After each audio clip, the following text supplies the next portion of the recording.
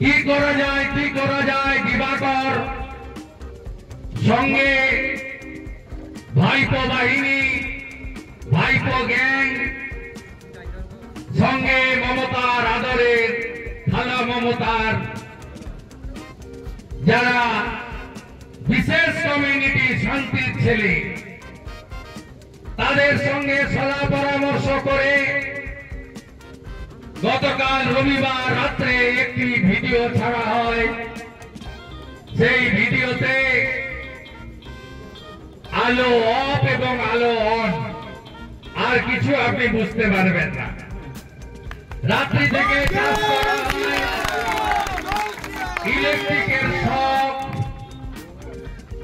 ইলেকট্রিকের শক লেগেছে এবং আরো গুরুতর অভিযোগ, গতকাল পোস্টমর্টম যিনি করেছেন ডাক্তার, তার সঙ্গে এই তৃণমূলী পুলিশ মমতার চটি চাটতে চাটতে যার জিভ মোটা হয়ে গেছে,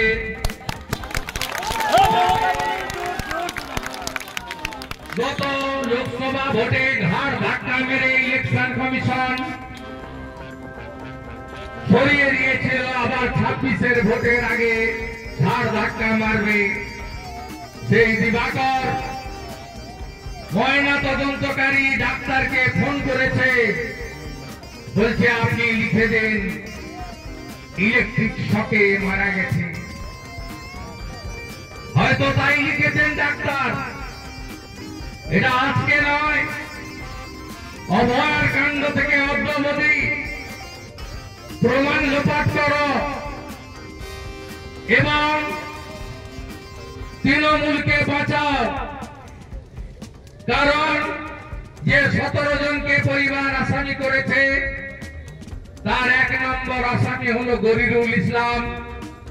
তিনি তৃণমূলের বড় নেতা, মাইনরিটি মোর্চা মানে মুসলিম মোর্চার সভাপতি। 21 সালে বিধানসভা ভোটের পরে যত অত্যাচার হয়েছে তাতে নেতৃত্ব দিয়েছেন। সমর যে কেসে জেলে আছে, পশ্চিম বাংলার বোমা বিস্ফোরণের মামলা যাকে এনআইএ ডেকেছিল, সেই গরিরুল ইসলামের নাম 1 নম্বরে আছে। দুটি পরিবার, একটা সুধীর চন্দ্র পাইক আর একটা সুজিত দাস, একজনের বয়স 23 আর একজনের বয়স 60। তার পরিবারের চোখের জল। যখন 5:40-এ পবিত্র ফোন করে, আমি ফোনটা মিস করি, কিন্তু একটা মেসেজ পাঠায় যেটা আমি 5:50-এ সিন করি। সাথে সাথে ফোন করে আমি জানতে চাই কি ঘটল। পবিত্র বলল বাড়ির লোকও জানে না, আমরাও জানি না। থানায় গিয়ে জেনে বলছি, পুলিশ বলছে স্ট্রোক হয়েছে। আমি বললাম স্ট্রোক হয়ে গেল? উলঙ্গ নৃত্য করছিল মহরম কমিটি, সেই অর্ধনগ্ন নৃত্য হচ্ছিল, সেখানে স্ট্রোক 2 জন হিন্দুরই হলো। তারপরে আমাদের সর্বস্তরের নেতৃত্বরা থানায় যান। জেলা সভাপতি সোমনাথ রায়, বিধায়ক অরূপ দাস, লোকাল এমএলএ শান্তনু প্রামাণিক, জেলা নেতৃত্ব তাপস দোলাই, সবাই তারা যাওয়ার পরে